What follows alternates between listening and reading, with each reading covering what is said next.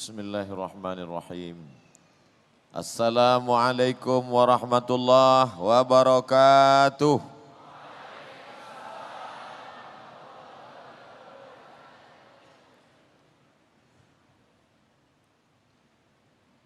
Anak raja pergi menyelam menangkap ikan. Dari bunyi sambutan salam nampaknya belum makan. Saya sebenarnya tak nak berpantun, tapi dalam tradisi Melayu bila ada pantun mesti dijawab. Untuk mengambil syarat itu saja sebenarnya. Anak raja memakai katun, katun dipakai di kayu arah. Saya tak lagi berpantun, sudah dibawa pengacara. Yang sama-sama kita hormati dan insya Allah dimuliakan Allah Subhanahu wa Ta'ala, Rektor College University Islam Selangor beserta para timbalan, dekan, pensyarah, pelajar-pelajar. Tak dapat saya sebut satu persatu, yang besar tak dihimbau gelar, yang kecil tak disebut nama. Insya Allah kita semua dimuliakan Allah Subhanahu wa Ta'ala. Amin ya Rabbal Alamin. Malam ini tajuk kita adalah sunnah, pengamalan dan cabaran di tengah masyarakat. Pertama saya ingin nak jelaskan makna sunnah dulu. Sunnah artinya kebiasaan.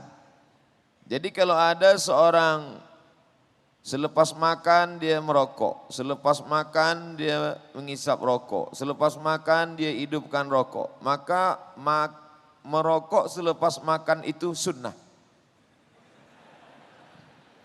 Kita belum masuk lagi sunnah Nabi, bukan sunnah Nabi. Sunnah siapa? Sunnah dia lah. Sunnah. Ada seorang perempuan, bila dia nak pergi ada jemputan, dia pakai lipstick. Bila dia nak pergi walimah, dia pakai lipstick. Maka memakai lipstick itu sunnah. Tapi bukan sunnah Nabi, kebiasaan. Oleh sebab itu orang menterjemahkan sunnah dalam bahasa Inggris adalah tradition, tradisi, kebiasaan.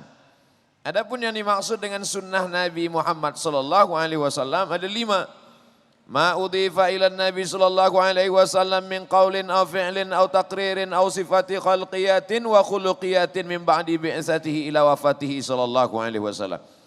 Ma udhifa ila Nabi sallallahu alaihi wasallam min qaulin aw fi'lin aw taqririn aw sifati khulqiyatin wa khuluqiyatin min ba'di bi'satihi ila wafatihi sallallahu alaihi wasallam. Kita akan jelaskan 5. Sunnah pula dalam hadis dikatakan man sanna fil islami sunnatan hasanatan falahu ajruha wa wizru man fawalahu ajruha wa ajru man amila biha min ba'dih. Jadi sunnah ini ada 2. Yang baik-baik sunnah hasanah, yang tak baik sunnah sayyi'ah. Maka disebut dengan sunnah. Makanya ada namanya Fakulti Usuluddin Jabatan Quran Sunnah. Di Jakarta ada namanya Darus Sunnah. Dar rumah, sunnah tempat belajar sunnah. Rumah tempat belajar sunnah disebut dengan Darus Sunnah. Tapi tempat saya belajar di Maghribi dulu, di Rabat, namanya Darul Hadis. Apa beza hadis dengan sunnah? Hadis baharu. Lawan daripada baharu, qadim. Untuk membezakan mana yang qadim, mana yang baharu, yang qadim itu Quran. Sedangkan penjelasannya dari hadis Nabi, wa anzalna ilaika dzikra. Aku turunkan kepadamu az-zikra Al-Quran. Litubayyina linnas. Penjelasan isi Al-Quran itu, itulah dia hadis. Sunnah Rasulullah SAW. Maka disebut ini kitab hadis, ini kitab sunnah. Setengah ada yang mengatakan hadis muradif dengan sunnah. Hadis sunnah, sunnah hadis sama saja. Tapi ada pula yang membezakan. Hadis itu apa? Sejak mula Nabi lahir hingga meninggal. Sedangkan sunnah, sejak Nabi dapat wahyu hingga meninggal. Kalau begitu lebih luas hadis daripada sunnah. Bagi yang membezakan. Di antara yang membezakan itu adalah Syekh Malibari. Di mana letak sunnah-sunnah ini? sunnah berada di kepala sahabat. Sebab mereka melihat Nabi SAW. Mereka hidup bersama Nabi. Mereka perang bersama Nabi. Mereka menengok gigi Nabi patah. Mereka menyaksikan bagaimana Nabi berwudu. Hadis tentang wudu diriwayatkan oleh Sayyidina Utsman ibnu Affan. Dia masukkan tangannya. Dia bagi tahu bagaimana cara berwudu. Beginilah aku menengok, memandang, melihat Nabi Muhammad sallallahu alaihi wasallam. Lalu kemudian hadis-hadis ini ditulis sejak masa zaman Nabi Muhammad sallallahu alaihi wasallam. Ada seorang sahabat namanya Amr bin As. Amr bin As punya anak namanya Abdullah bin Amr bin As radhiyallahu anhuma. Apa kata Abdullah bin Amr bin As? Aku orang paling banyak menghafaz hadis Nabi sallallahu alaihi wasallam. Dan itu diakui oleh Sayyidina Abu Hurairah radhiyallahu an. Kata Abu Hurairah, aku banyak menghafaz hadis, tapi Abdullah bin Amr bin As lebih banyak lagi. Kenapa? Li'annahu yaktub wa ana la aktub. Karena Abdullah bin Amr bin As menulis, sedangkan Abu Hurairah tidak menulis. Dulu manakala Abdullah bin Amr bin As menulis hadis-hadis Nabi Muhammad sallallahu alaihi wasallam, orang-orang Arab berkata, mengapa engkau tulis? Nabi Muhammad itu kan manusia biasa. Semua yang keluar dari mulutnya dia akan marah, dia akan diam, dia akan menangis. Kenapa engkau tulis? Maka datanglah Sayyidina Abdullah bin Amr bin As menghadap Nabi Muhammad sallallahu alaihi wasallam. Ya Rasulullah, bolehkah aku menulis? Apa kata Nabi SAW? Uktub, tulis. Wallahi, ma kharaja minhu illa haq. Tidak ada yang keluar dari mulutku ini kecuali hak. Yang keluar dari mulutku ini adalah benar. Itulah makna ayat Al-Quran. A'udzubillahi minasyaitonirrajim. Wa ma yantiqu anil hawa in huwa illa wahyun yuha. Jadi kalau ada yang mengatakan, saya tidak percaya kepada hadis, saya tak percaya kepada sunnah, karena hadis baru ada dalam kitab Sahih Al-Bukhari. Imam Muhammad bin Ismail bin Ibrahim bin Mughirah bin Bardizbah Al-Bukhari meninggal tahun 256. Maknanya dia hidup 2 abad setengah selepas Nabi Muhammad SAW.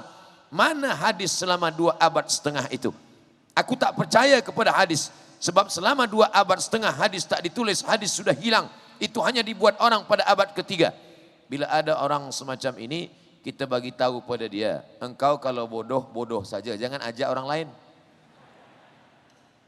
Hadis sudah ditulis pada zaman Nabi Muhammad sallallahu alaihi wasallam. Manakala tahun ke-8 Hijrah, Nabi datang ke kota Makkah Al-Mukarramah membawa 10.000 pasukan dipimpin oleh panglima perang bernama Sa'ad bin Ubadah. Ketika itu datang seorang lelaki dari Yaman namanya Abu Syah. Apa kata Nabi? Uktubu li Abi Syah. Tuliskan hadis untuk Abu Syah supaya boleh dia bawa nanti ke Yaman. Itu menunjukkan pada zaman Nabi sudah ditulis. Tapi ada yang mengatakan hadis tak boleh ditulis. Nabi sendiri berkata, la taktubu anni ghairal Qur'an wa man kataba anni ghairal Qur'an falyamhuh. Jangan tulis selain daripada Quran. Siapa yang menulis selain Quran maka hapuslah. Tak boleh menulis hadis. Fahami dengan baik. Kenapa dia izinkan pada Abdullah bin Amr bin As? Kenapa dia suruh tulis untuk Abu Syah? Kenapa tiba-tiba dia mengatakan tak boleh menulis? Maka ulama mengkaji. Rupanya Nabi melarang menulis hadis 1 safhah, 1 page, 1 muka surat bersatu antara hadis dengan Al-Quran. Khaufal iltibas, khawatir bercampur aduk bagi yang tidak hafaz mana hadis, mana Quran, mana ayat, mana sunnah. Tak boleh dia membezakan. Maka kata Nabi, kalau khaufal iltibas, takut bercampur aduk, jangan tulis. Siapa yang menulis hadis dalam ayat Quran, hapus. Tapi bagi siapa yang aman daripada iltibas, silakan menulis. Itu yang disampaikan oleh para ulama. Maka kita hari ini tinggal membaca saja. Saya tak percaya kepada hadis, saya tak percaya kepada sunnah. Kalau kamu tak percaya kepada hadis, tak percaya kepada sunnah, bagaimana solat zuhur 4 rakaat? Apa ada dalam Al-Quran itu? Ya ayyuhalladzina amanu sallu zuhra 4 rakaatin adaan makmuman lillahi ta'ala. Mana ada? Apa ada dalam Quran itu tawaf 7 putaran diawali dari Hajar Aswad? Apa ada dalam ayat Al-Quran itu membayar zakat kambing 40 ekor kambing, maka bayarkan 1 kambing, 5 ekor onta, bayarkan 1 kambing. Mana ada? Lalu di mana penjelasan? Wa aqimus shalah, alladzina yuqimuna shalah, aqimis shalah. Bagaimana cara salat? Sallu kama ra'aitumuni usolli. Salatlah kamu bagaimana aku salat. Adapun ayat Al-Quran berkata wa atimul hajja, sempurnakan haji wal umrata, ibadah umrah lillah. Bagaimana cara melaksanakan haji dan umrah? Penjelasannya dalam hadis. Khudhu anni manasikakum, ambillah manasik cara ibadah haji dan umrah daripada aku. Oleh sebab itu orang yang ingkar sunnah, ingkar hadis, sesungguhnya mereka adalah ingkar Al-Quran. Kenapa demikian? Karena Al-Quran sendiri menyuruh mengambil hadis. Wa ma'atakumur rasulu fakhudhuh. Apa yang dibawa oleh Rasul SAW ambillah. Apa yang dibawa Nabi sunnah. Wa ma'nahakum anhu fantahu. Apa yang dilarang oleh Rasulullah tinggalkan. Wa anzalna ilaika dzikra. Nama dia Al-Quran, nama dia Al-Furqan, nama dia Al-Kitab, nama dia Al-Dzikra. Inna nahnu nazzalna dzikra wa inna lahu lahafizun. Kami yang menurunkan ini kepada kamu. Maka Allah yang menurunkan Al-Quran litubayyina linnas. Setelah kami turunkan Al-Quran, engkau menjelaskan isi-isinya. Datanglah sahabat bertanya, yas'alunaka 'anil khamri wal maisir, yas'alunaka 'anil yatama, yas'alunaka madza yunfiqun, yas'alunaka 'anil ahillah, yas'alunaka 'anil mahid. Wa idza sa'alaka 'ibadi anni fa inni qarib. Ada dialog antara Nabi dengan sahabat. Nabi menjelaskan, dari mana kita tahu hadis tentang cara mandi? Kalau bukan hadis riwayat Aisyah. Bagaimana kita tahu cara Nabi berwudu? Kalau bukan salah satunya hadis Sayyidina Sayyidina Utsman bin Affan. Bagaimana kita tahu cara Nabi beribadah salat? Kalau bukan dari hadis-hadis yang disusun oleh para ulama.